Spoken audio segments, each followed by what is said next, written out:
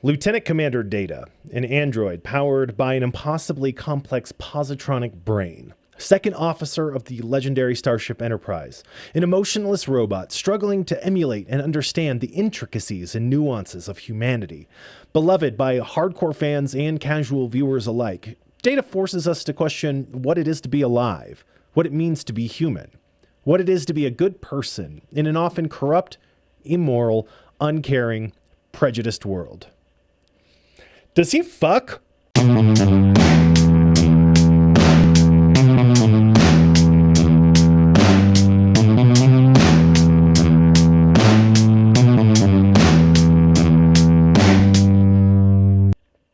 right.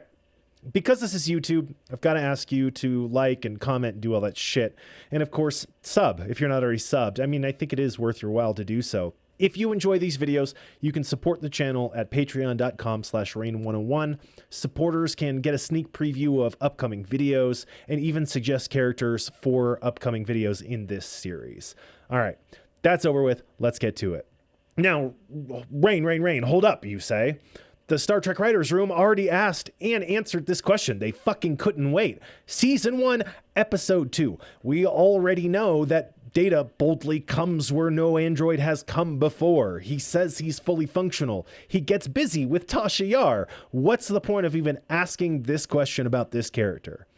We're not here to answer whether Data is capable of sexual activity, though I do talk about that specific episode shortly. We want to know, does he fuck? What we're really looking at in this series is whether a character would be a good lover, someone you'd want to spend time with, maybe even settle down with. Are they sensitive and compassionate, or are they a self-absorbed fuckboy who you definitely do not want to get nasty with? Now, we know from that episode, The Naked Now, that Data is capable of sexual activity. As he says, he is fully functional. He was designed by his creator, Dr. Noonien Song, to emulate human beings in all sorts of different ways. We know he breathes. We know he has a pulse. And there are all sorts of explanations given within the series for why Data does these things. His breathing helps him regulate his internal temperature. He has a pulse because his internal workings have like some biolubricant that helps maintain his systems. He can eat, which he does sometimes to replenish his supply of this biolubricant, but he doesn't really have to. He doesn't have to sleep either, but he does sometimes choose to go into like a sleep mode temporarily. And we actually learn in later seasons he's been programmed to dream, which is really terrifying and difficult for him to understand at first. Now, I'm sure you've already seen the first episode of Down to Fuck, Does Luke Fuck? About Luke Skywalker. And if you haven't, go watch it. Here's the card. If you have, you know we're probably about to take a pretty deep dive into this character and their sensibility, their behaviors, all that kind of stuff. Now, spoiler for the first episode.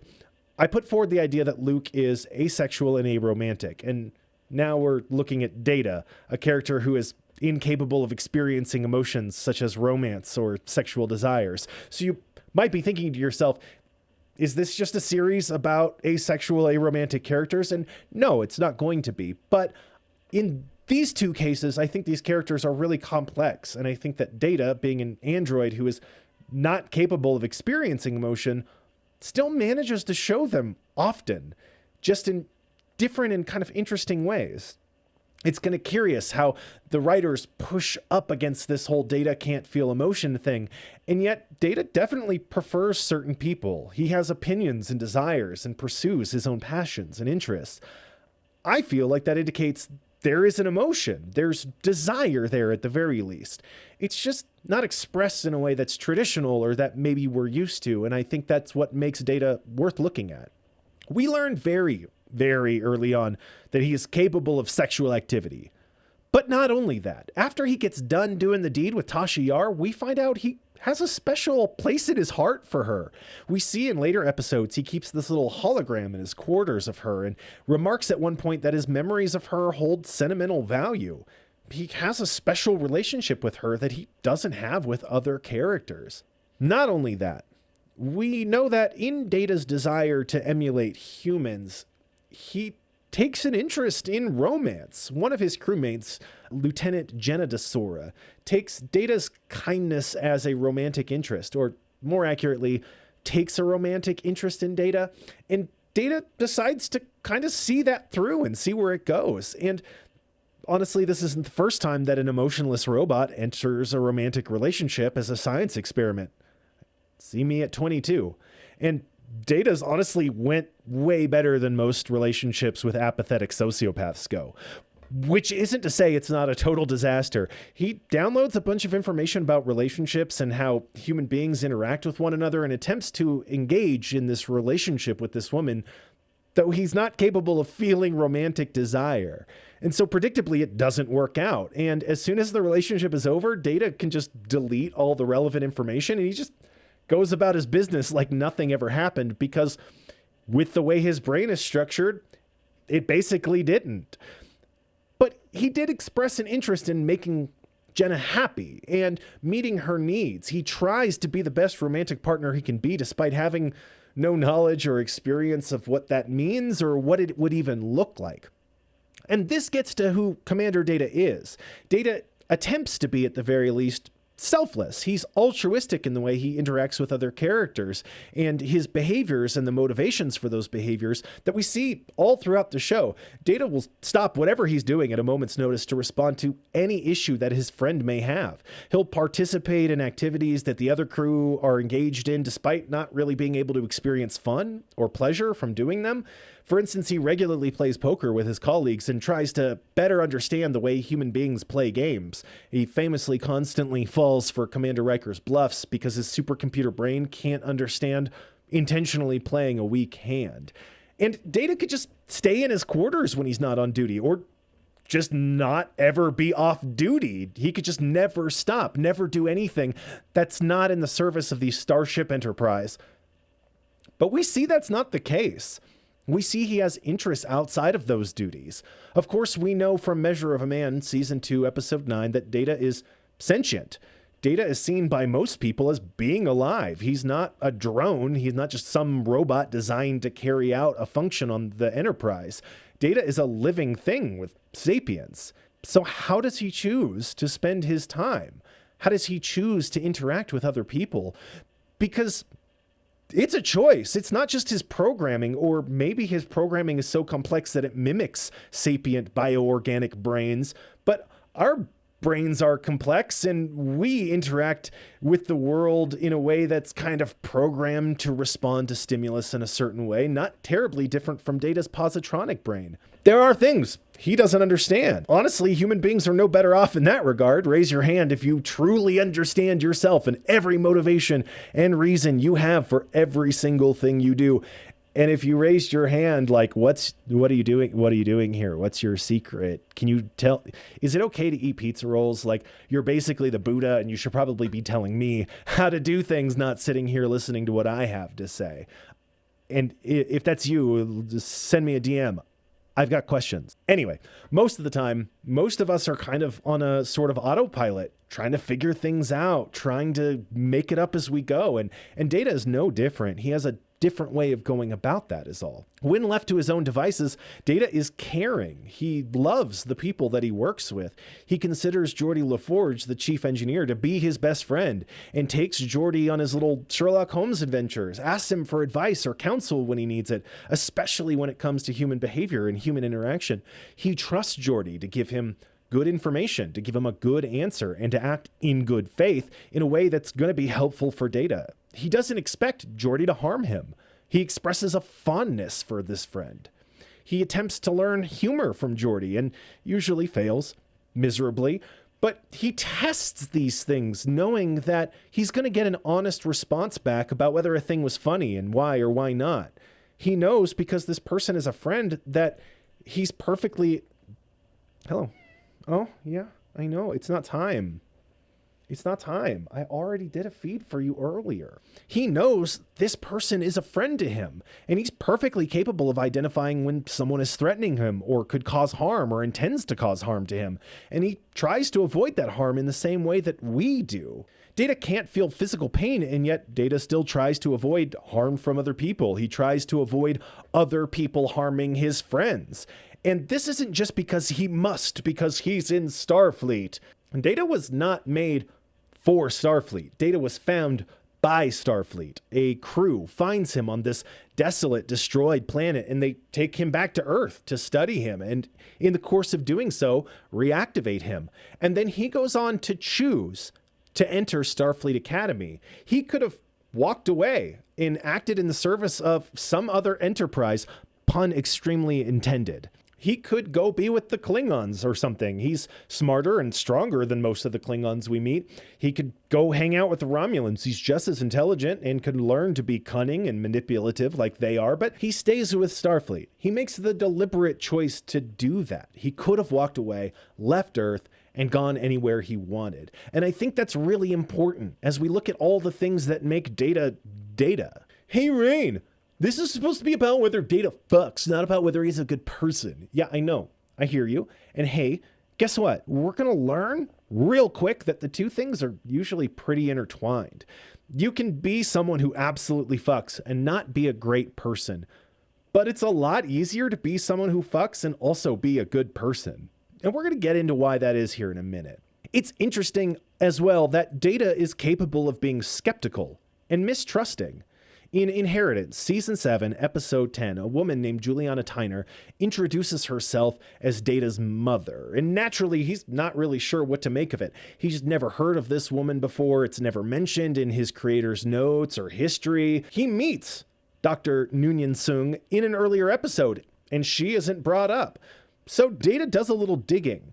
He's not completely naive to the fact that there's deception in the world. He just doesn't engage in it himself. He struggles to understand why people would be deceptive, and yet at the same time can recognize that maybe this person isn't all they are cracked up to be. Now, when it becomes clear that this woman is who she appears to be, or sort of a version of the woman she appears to be anyway, he opens his arms, welcomes her in, asks all sorts of questions, treats her like a friend, like his mother. Once it's clear that this person is trustworthy and worth listening to, Data doesn't have any reservations. He doesn't hold a grudge. It doesn't linger. The exception to this is his brother, Lore. Lore is an earlier version of the same android, and through Lore, who shows up repeatedly in the series, we get an opportunity to see a different path that Data might take. Data means to understand humanity, but he attempts to replicate the best parts of it. Lore, as a result of his very overactive emotion chip, shows us the worst parts. Lore is greedy, self-centered, extremely ambitious, and absolutely willing to harm any and everyone he possibly can or needs to get what he wants. If in Data we see the best of ourselves, then in Lore we get to see the worst. When they first meet in Data Lore, Season 1, Episode 12, Lore tells Data that Data is an inferior version. But later in Season 4's Brothers, Data meets Dr. Soong, his creator, and we find out that Data is the superior one. He was created after Lore, and Lore was deactivated by Dr. Soong and Juliana because Lore is a fucking nightmare. He is a tyrant. He harms people without any reservation. He acts upon every selfish motivation and desire without any remorse for the consequences of his actions. And he uses his incredible intellect and strength to overpower anyone he can't outwit. Data repeatedly leads himself to believe that lacking the emotions Lore has makes Data inferior. The better version would be more human, and to be more human is to be emotional. He observes the emotional states of all these crew members as he goes about his duties on the Enterprise and interacts with his friends. He spends a lot of time in 10 Forward observing others, asking questions of Guinan, trying his best to fit in and emulate human behavior. Learning that he's not inferior, but actually superior to Lore is a startling revelation for Data, because he realizes that the version he is might be better, and it has nothing necessarily to do with experiencing emotions in a human way. Now, does that mean that human beings should be these emotionless, highly rational, logical androids to be the best versions of themselves? I mean, obviously, that's not the case, right? We know that our emotional states can push us in the right direction. They can help us assert ourselves. They can help us connect with others. They can enrich and brighten our lives and the lives of the people around us. At the same time, it's clear that our emotional state can get the better of us. It can cause us to behave irrationally in ways that are harmful to ourselves and to others. And in the case of Lore and Data and their connection, we get to see how emotions can work for and against us. Make no mistake, Data shows emotion, whether he has some chip in his brain or not. In fact, most of the time when he has his emotion chip in, which is usually in the films, it works against him. In First Contact, Data wisely disables his emotion chip when he starts to feel terror and fear confronting the Borg when they're on the Borg ship. If anything, Data shows us how to balance our emotions with rationality, how to demonstrate a certain amount of self-awareness and knowledge of when it is and is not appropriate to be in a heightened emotional state and let those emotions guide our actions. Data does not exist in a vacuum, though he can survive in one for a prolonged period of time. He's surrounded by crew members that he serves as a foil for and also serve as a foil for him. We already talked about LaForge, and Geordi is polite, sometimes a bit passive, easygoing. Geordi doesn't really seem to want more in life than to show up, do his job, have a drink every once in a while, hang out with his friends, have a good... I mean, he's everyone, right? Then there's Worf, the super emotional Klingon, charged with feelings that drive and motivate his behaviors. Worf is constantly torn between his honor and his duty, his past and his future. He is the sole Klingon Starfleet officer, and that brings up conflicts that at times make him have to rein in his emotions, lest they get the best of him. We have Riker, the consummate ladies' man. Riker is a serious man, engaged in the serious business of being first officer of the flagship, who never lets his emotions get the better of him. He is strong, assertive, capable, but also sometimes struggles to let his real emotions shine through, especially in his relationship with Deanna Troi, which begins in the first season but doesn't resolve until much, much later in the series. He holds on to regrets about not telling Troi how he truly feels about her, which carries on for years. Several seasons pass before he's actually able to say what's on his mind. And I mean, this is in a movie that has like a Fountain of Youth planet. This is the first and last time I'm going to mention Insurrection. It sucks. You can skip it. Anyway, speaking of Deanna Troi. Troi is a betazoid, a species of quasi-telepaths who can sense others' emotional states. And as the ship's counselor, she has to manage the way that empathy for and connection to others affects her. That is, while she isn't just stating the obvious and being eye candy, seriously, Roddenberry never did well with women, despite his track record with Uhura and the interracial kiss and the original series, all that sort of stuff. Roddenberry was a real piece of shit when it came to women, and the writing reflects that. We actually talk about that quite a bit later. Of course, that brings us to Jean-Luc Picard. Picard is the captain of the ship and is possessed of certain responsibilities that make him take a sort of aloof distance from his subordinates, which is everyone on the ship. We see in the finale of the show that he finally shows up for the card game everyone's been playing over and over again up to this point, realizing that perhaps that aloofness and that distance might have a detrimental effect, might actually impact his ability to lead. It's important to keep a certain healthy distance from your subordinates so you don't wind up in unprofessional or dangerous territory, but at the same time, you can still be friends with people. You can take an interest in their lives. Picard is frivolous at times, passionate at times, and as interesting and complicated a character as you're likely to find on television. As a result of his duty, he's obligated to keep his emotions under control in a way that so many of the other crew aren't, and certainly in a way that isn't required of Data. So in all of these characters, we have these sort of reflections on what it is to be a person, how you manage your emotions and your responsibilities, how you juggle rationality and sound judgment with passion and emotion and the things that make us feel alive and human, because emotions are what kind of help define our humanity. Very rarely, if ever, does someone say, I did my duty and I never felt more alive. More often than not, when people say they feel alive, it's because they're feeling very charged emotion. They're feeling pride, joy, euphoria because they've done something incredible or they've achieved something no one else has. They've accomplished something. Conversely, people feel alive when they've been wronged, betrayed, they've been hurt, and that strong passion emotion comes through and makes you feel energized, even if it's only through rage or sadness.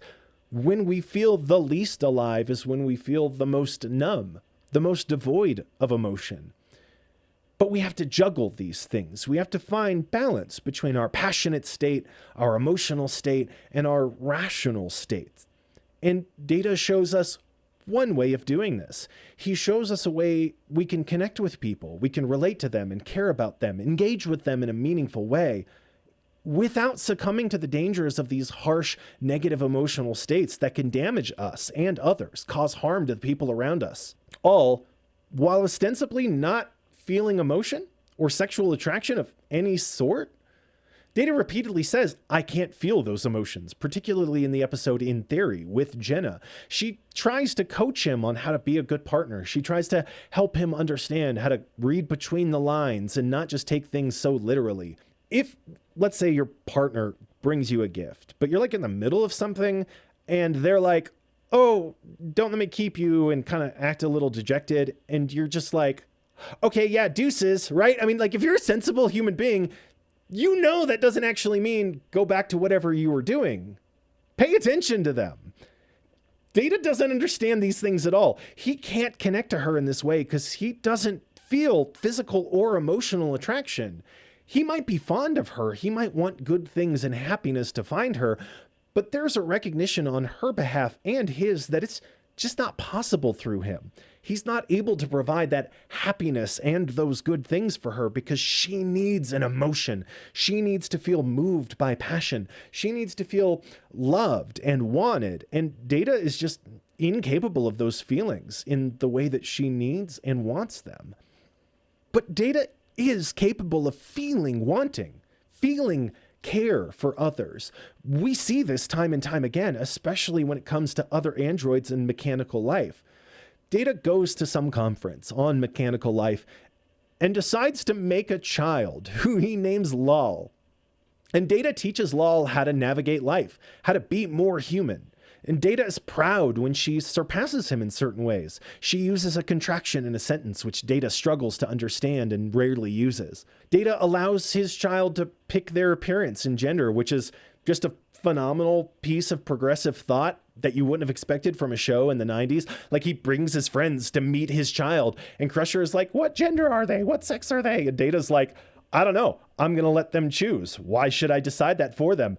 And so Lal picks their appearance and how they present and all that sort of stuff. It's really fantastic. In the season 6 episode, Quality of Life, Data objects to the use of these machines called exocomps that are being used for dangerous work because he thinks that they have agency and choice. This harkens back to Measure of a Man, one of the best episodes in Star Trek. Honestly, if you haven't seen it, go and watch it. It's the best. Data cares about these exocomps and thinks that they have the ability to choose for themselves. They might have developed self-awareness and even consciousness, and expresses concern that they're being enslaved to do the bidding of organic creatures. This is something he could look the other way on. Lore probably would. But he doesn't. Data fights for the rights of the exocomps over and over and over again. They do a little test to see whether these creatures are alive or not. They create this simulation where the device needs to make a choice. It can stay in this like Jeffries tube and repair a thing, knowing it will die in the process, or it can leave the tube in time not to die. But it can't do both. And the exocomp repeatedly fails this test. It repeatedly fails to preserve itself so that it can live. And everybody takes this as evidence that, no, these things aren't alive. They're just following their programming. But Data's not convinced, and he realizes that they're so smart. They recognize they're in a simulation, carry on with the repair, and return unharmed because they know that they can just do the repair and they'll be fine. He takes this information to Picard, and Picard is not at all interested in whether exocomps are alive or not. He's seen enough to know from the testing and all that stuff that these things are not living, so fuck them. And Data comes with this new data, and everyone is like, Jesus Christ, Data, why do you keep... But it matters to him. He cares. He wants these creatures to have a choice about whether they undertake a dangerous repair. And they are given the choice, and they do decide to protect the station and the crew of the Enterprise. One of the exocomps valiantly and nobly sacrifices itself so that 2 others may live. And it does this voluntarily. And that's the point that Data wants to make. you can't assume that just because something's not flesh and blood, that it's not alive, that it doesn't have agency and choice. And he cares. He's passionate about this in ways he doesn't have to be.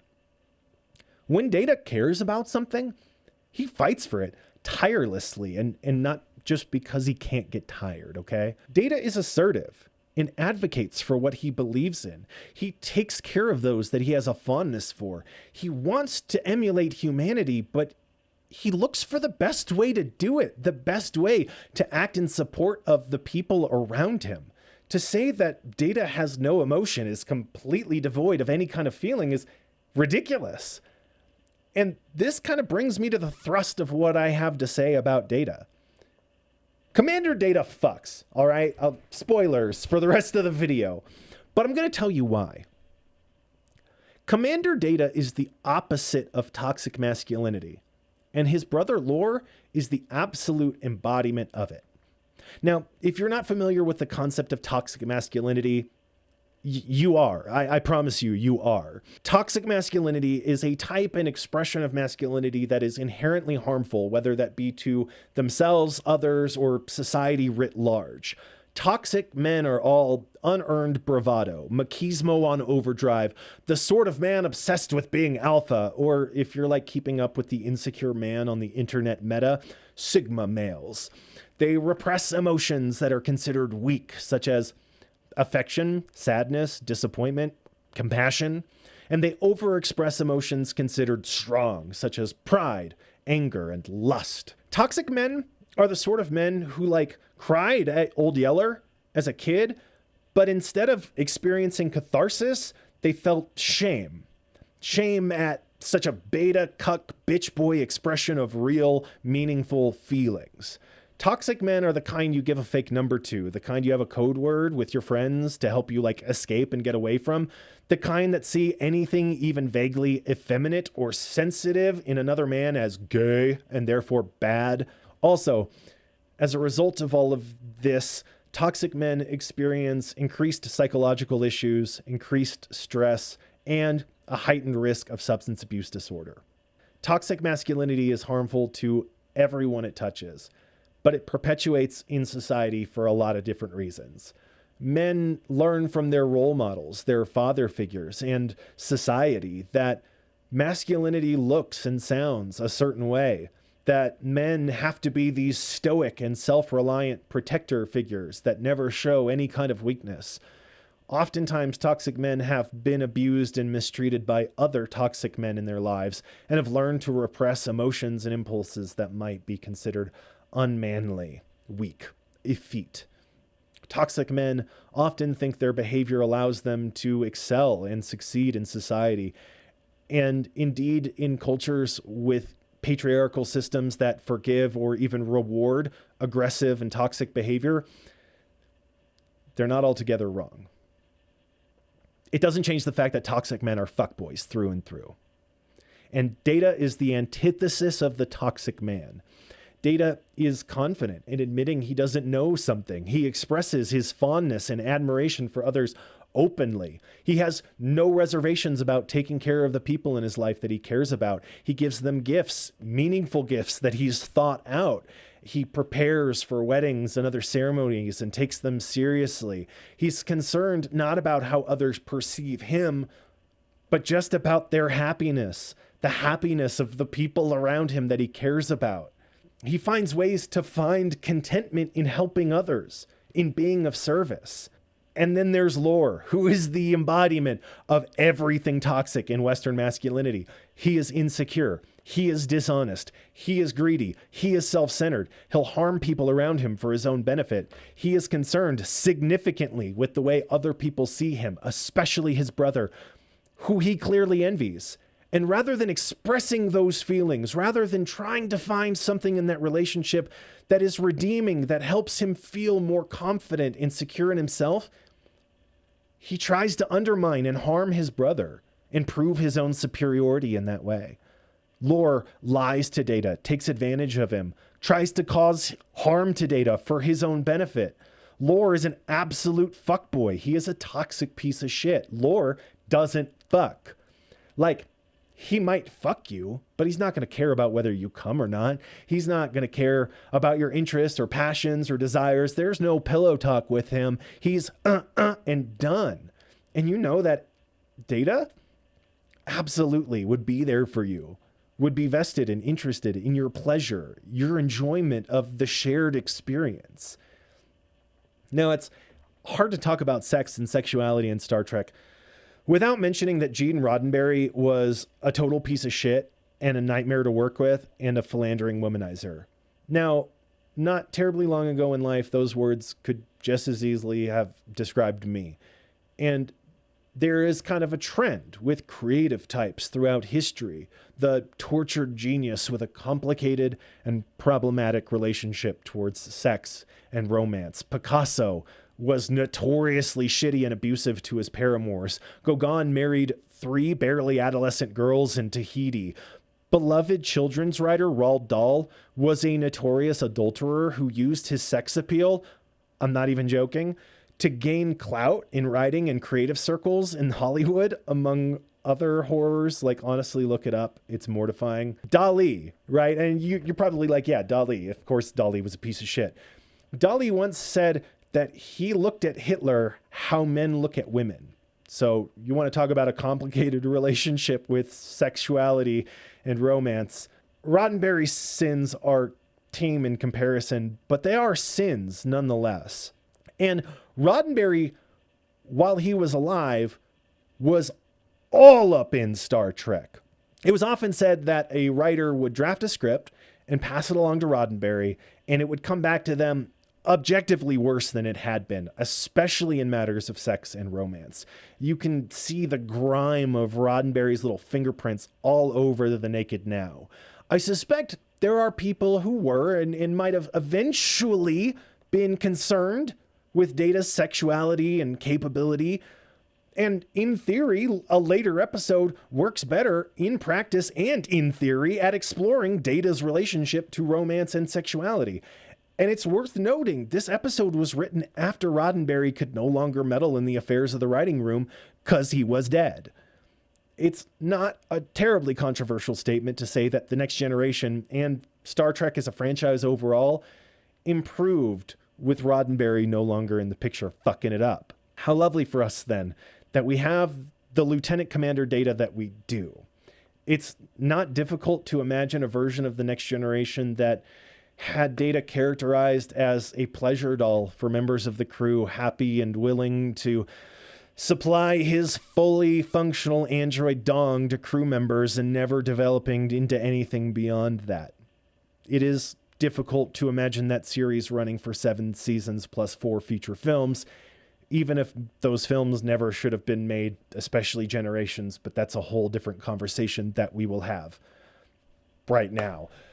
One of the most compelling and interesting pieces of Data's character does happen in one of the movies, and I've avoided getting into those movies because they're crap and they run the gamut from extremely bad and you should not watch them to these actively harm the works that inspire them bad. But in First Contact, Data is captured by the Borg and winds up on the Borg ship with the Borg Queen, who has the capability and technology to graft human skin onto Data and allow him to feel physical sensation. This is something Data has never experienced before, and clearly in the scene where she blows on this tiny graft of skin that she's put on his arm, it is euphoric. It is heavily implied that Data and the Borg Queen have some sort of sexual interaction, whether it's fellatio or full-on sex, it's not really clear, but she gives him the capability of experiencing sexual pleasure, something he's never had before. And in the end, he turns down the prospect of physical sensation and experience to protect Picard and his crewmates, to get all of them back to the Enterprise safely, to preserve humanity's future. Prior to boarding the ship, they planned to rupture this warp plasma conduit, which would spill a nasty gas into the Borg Queen's room that instantly destroys organic flesh. Why it's something you can just smash with a hammer, basically, God only knows, whatever. So he busts it open with his arm, and all the organic flesh that was put onto him dissolves away. And he'll likely never feel physical sensation like that again. And he knows that when he does it. And yet he makes the altruistic choice.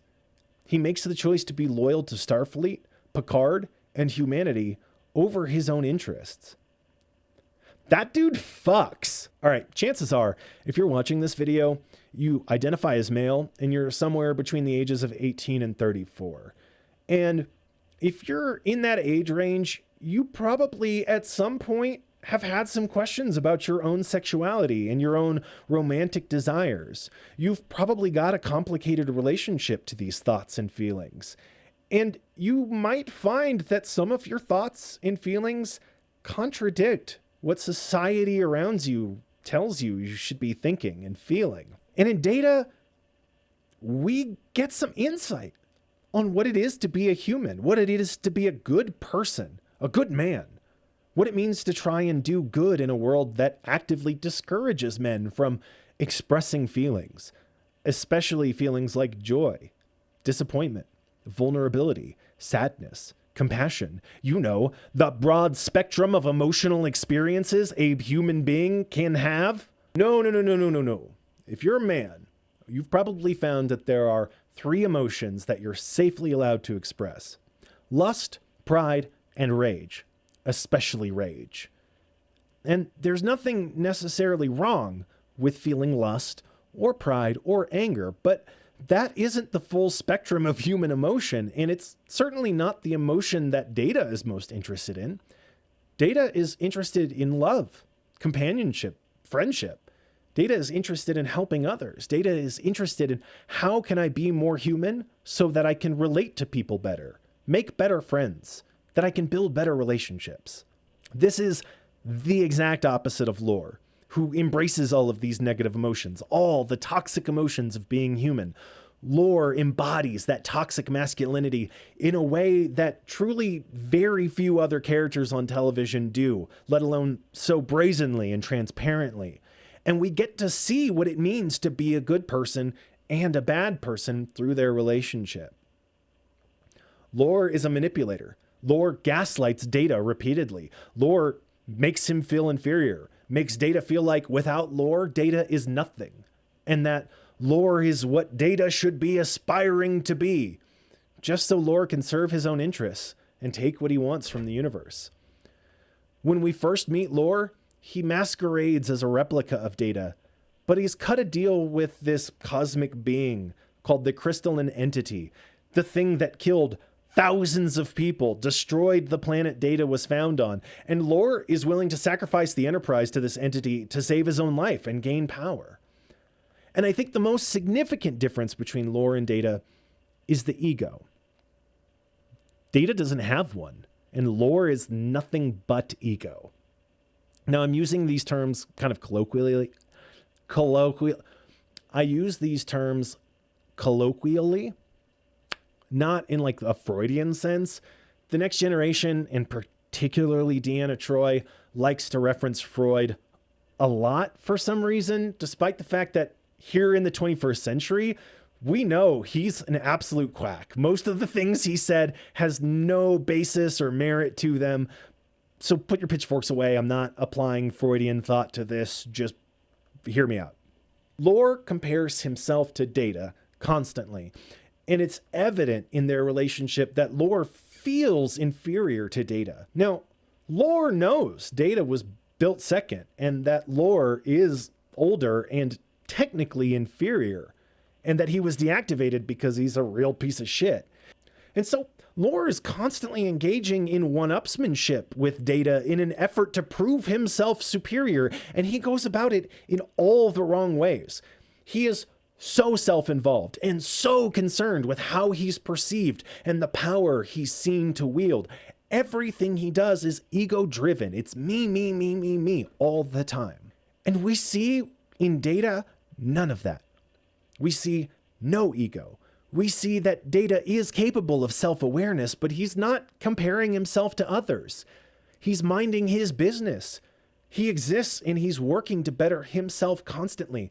And that's the massive difference between toxic masculinity and healthy masculinity. A man's relationship to their ego. Because when men become egotistical, when men become so aware of how others perceive them, I think they get distracted by it. They get consumed by it, and it leads us to feel insecure. But that comparison to others is fruitless and pointless. There are people out there who've had a better or different experience than you did. Some people who started closer to the finish line than you, who have qualities that you don't have that you covet. And when we make those comparisons, like Lore does, we lose track of who we actually are and the ways we can meaningfully better ourselves through taking care of ourselves, through working to be a better version of ourselves every day.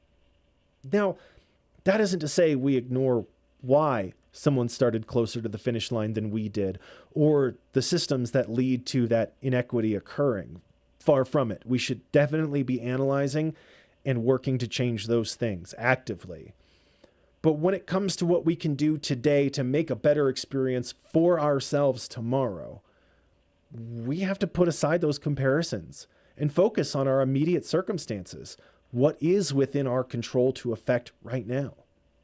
And Data does this over and over and over again. Data is secure in his role, his responsibilities, his ethics, his behavior, his integrity, but recognizes he can always be better. He can always aspire to more so that he can help others, so that he can be a better version of himself and contribute even more fully to the world, not to his own gratification, not to his own success. Now, I'm not talking about Jordan Peterson clean your room shit, okay? There is, as with everything, a balance to be struck. We take care of ourselves, the people around us. We do what we can to improve ourselves, but we also actively seek to improve the world around us, to hold criticism to the systems around us that cause problems for others, that cause suffering for others. This is not to say clean your room, okay? So if you got that from this, you're way off base. Now, if you're a person out there that struggles with feelings of insecurity and inferiority, you're not alone. And I think that there's something in that we can learn from Data about that, which is start with you. Look at what you can do to make yourself better today. Not, oh, this other person has something I don't. This person is better than me at something. Like, okay, maybe they are at that thing right now. But that's not the end all be all. And there are people probably who look at you the same way as you look at the people you compare yourself to. You have qualities that are unique and distinct and that make you who you are, someone special. And Data genuinely appears to care about uniqueness and individuality in others. When he does compare himself to others, there's not this feeling of covetousness or jealousy or envy. He looks at and observes human behavior, and though he desires to be more human, he never holds it against humans or other organic life forms for being what they are. He cares about life and the integrity of life and the unique and distinct nature of the individual, rather than comparing himself as better or worse, or coveting with hostility or malice, all of these things that Data wants but can't have. Later in the series, when they have the opportunity to destroy the crystalline entity that I mentioned earlier, Data is concerned about whether it's alive, about whether they have the right to take this life, because this thing is literally just traveling around, eating as far as anyone knows. And that's just how it lives.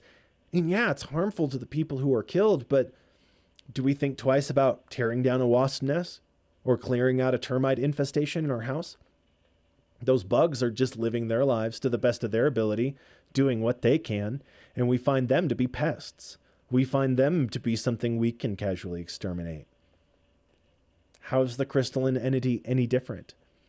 Even in something that has caused so much harm, even in something that has caused him to never know his family, not know his own origins, he feels empathy, a connection to this thing as something that is alive, And that means it should be preserved. And at the very least, treated with a certain dignity. This is a person I think you would probably want to have in your life. This is a person you would want to engage with, to talk with, who, if they were capable of expressing this emotion, would be a doting, loving partner. Now, Data, as we see him in theory, is a bit subservient and submissive in a lot of ways, and that might not fit for everyone. But when it no longer worked for you, Data would change. I mean, he is kind of a unicorn. Lieutenant Commander Data is the man who will change for you. At one point, he starts a fight with Jenna because in his research into romantic partnerships, he's gathered that sometimes lovers need to have a quarrel and hash things out and yell at each other a little bit to vent off emotions so that they can reconcile. And of course, when she's like, no, what are you doing? Why are you acting like this? He immediately drops it and is like, okay, that's not what we're doing. Okay, let's handle it in a different way. I just want to resolve this in a way that's satisfactory for you. Even then, Data isn't like, why aren't you thinking about me? Why aren't you thinking about how this affects me? Why aren't you? In the season 5 episode Hero Worship, a young boy experiences a significant trauma. Everyone on his ship but him is killed, and this little boy believes it's his fault. And when he's stranded on the ship, Data comes in and rescues him. And the boy starts seeking to emulate Data, saying, I'm an android, and tries to mimic Data's speech and mannerisms to avoid the very charged negative emotions that he's feeling about himself in the situation. This episode is a great role reversal. It allows us to see how Data wishes he could enjoy certain things about life, that he could enjoy the taste of ice cream, the feeling of joy or fun. Data straight up says, I'm not able to have fun in the way that you're able to have fun, and shows this young person that feelings and emotions and our sensory perceptions are a really important part of being a human. But at no point does Data make the kid feel bad about having these emotions. Data never seems to intentionally harm anyone's feelings when it comes to their humanity versus his lack of it. It is a problem that he recognizes as personal. And at the same time, there are others who take an interest in this search for humanity. In the episode Brothers, Lore steals an emotion chip that Dr. Soong made specifically for Data that is eventually damaged in a later confrontation.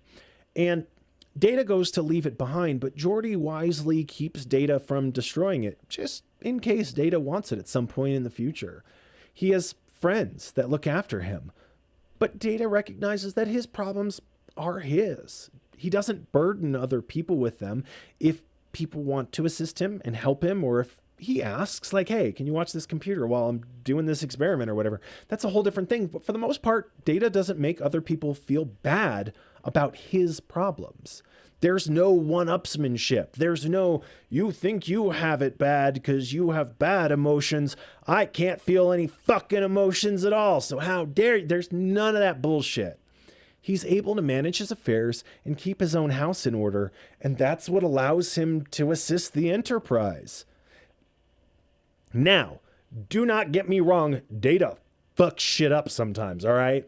Data, being an android, is just a massive liability for the Enterprise, and we repeatedly see how his programming gets all fuckered up, and he ruins things and almost destroys, like, the Enterprise and entire planets and all sorts of shit like that. I mean, Data, by being an android, is not a perfect situation for anyone.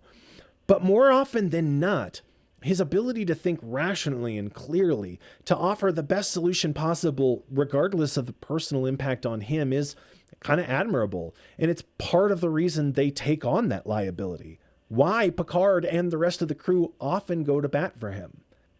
Let's talk about Picard, the TV show. The new one that's terrible. It makes it seem like Data and Picard were like best friends. Like Data was just the most important person in Picard's life. And that's horseshit, okay? Data was a crew member that Picard trusted and valued, but they weren't besties. They didn't hang out. They weren't super good friends. Look, most of the time, Picard seemed really annoyed and irritated by Data because his literality and unwillingness to budge on certain things pissed him off. And Data sometimes was able to show Picard that he wasn't thinking clearly or that he was mistaken about a decision, but it was never something that Picard was like, wow, thanks, Commander Data. He was like, fucking A, Data, again with this shit. Like, why are you... I hate it when you make me look like an asshole. But in the final episode of Picard with Commander Data, we see that Data's positronic network has been saved and preserved in this huge database. And Picard is basically able to holodeck with him and talk to him and have these conversations and shit.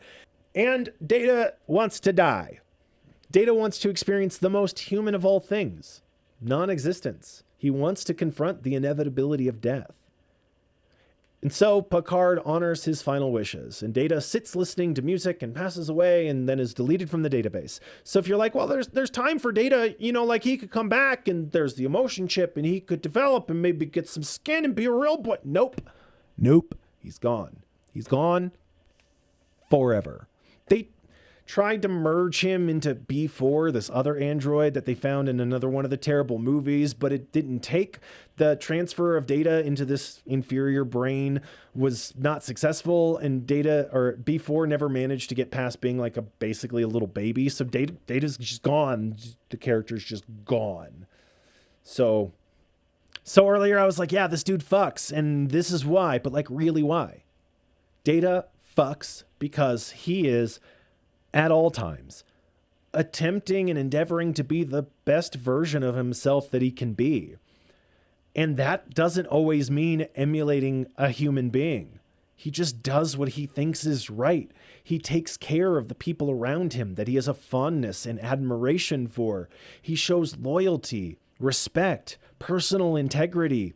He advocates for himself when he truly believes that something needs to be said or something needs to be done, or that people are making a poor decision, especially when it comes to how we define life, how we treat other creatures with dignity and respect. This guy cares hard and expresses that care at all turns, at every available opportunity. And I think it's wrong to say Data doesn't have emotions. Data clearly feels emotions. They're just different from the sorts of emotions that maybe you and I are used to dealing with and feeling and expressing. Data's just built different. I think that in a long enough span of time, Data probably would learn to love romantically in the way that he loves platonically, because Data is capable of love. Data is capable of selfless sacrifice, of devotion, of caring and being impassioned by people, harming or threatening to harm those dear to him. Data clearly loves Lal and absolutely shows sadness at her passing. Spoiler, she dies. Data, in a lot of ways, over a long enough timeline, I think, becomes kind of the perfect man for a lot of people. You'd never have to worry about him abusing you emotionally, verbally, physically, anything like that. You'd know he's always on your side, is someone who is always going to take care of you, look after you. And that, as we all know, is such a rare, invaluable, incredible quality in another human being. And he's not even a fucking human being. Another great example of this in pop culture, if you want to go check it out, if somehow you haven't already, is Terminator 2. Sarah Connor has a brilliant monologue about the Terminator and exactly this. If you haven't seen Terminator 2 yet, stop watching this video immediately. It is the perfect film. Certainly it is the perfect action film. Go do that right now. Anyway, I think especially with the contrast in lore, we see Data is the embodiment of real healthy masculinity rather than that toxic masculinity. He's patient, loving, kind, caring, and completely devoid of ego, whereas Lore is nothing but. Lore is the full embodiment of toxic masculinity, caring about no one, unwilling or unable to express the honest truth of his emotions, insecure and terrified of his own perceived inferiority, despite being in so many ways massively superior to so many other beings and creatures. He can't see himself for what he really is. He only sees himself in comparison to others and finds himself repeatedly coming up short. Lore is just an insecure, petulant, envious little fuckboy.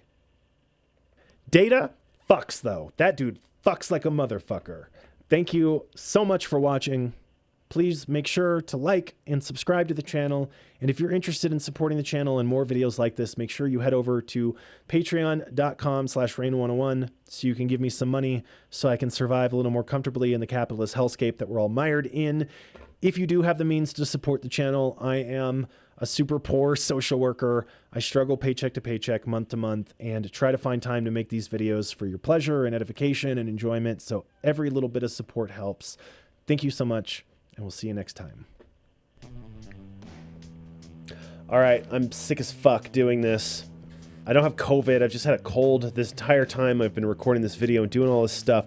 But thank you to all of the patrons, both of you. I'd love to see more names on the list. But you don't take your time. Star Trek Fuck, Marry, Kills. Go. Pike, Spock, Kirk. Marry Spock, fuck Kirk, kill Pike. Kirk, Uhura, Khan. Fuck Khan, marry Uhura, kill Kirk. Fuck Kirk, marry Uhura, kill Khan. I mean, look, okay, you might be like, no, but you know Khan fucks. Yeah, but he crazies, and you don't fuck with crazy, okay? Everyone knows that. Kirk, Picard, Archer, kill Archer, that dude sucks. Marry Picard, obviously, fuck Kirk. Picard, Janeway, Sisko. Kill Janeway, fuck Sisko, marry Picard. Harry Kim, Crusher, Nog. Kill Wesley. This might be a little unpopular, but I don't think Wesley's all that bad. Marry Nog. Kill Kim, fuck Wesley. Once he's legal. Okay, I'd never seen Ezri before, but she can get it. Fuck Ezri, marry Jadiza, kill Curzon. I didn't watch enough Deep Space Nine. I was really drunk when I watched most of it. It's not my fault. Guinan, Quark, Neelix. This is going to be weird, but I think you marry Guinan, you fuck Quark, and you kill Neelix. And you're like, wait, what? Quark? That's weird. Like, he's bonkers and all that sort of stuff or whatever, right? But like, he's like the one Ferengi who's like pretty fucking down. I don't know. I'd be about it. Bashir, Riker, Tom Paris. Fuck Riker, marry Bashir, kill Tom Paris. Data, the Doctor, and Odo. I mean, marry Data, kill Odo. He's a fascist. Fuck the Doctor, I guess? I don't know. Geordi, Bashir, Harry, Kim. I think you marry Geordi, you fuck Bashir, and you kill Kim. Kim's boring. Kira, 7 of 9, Tasha Yar.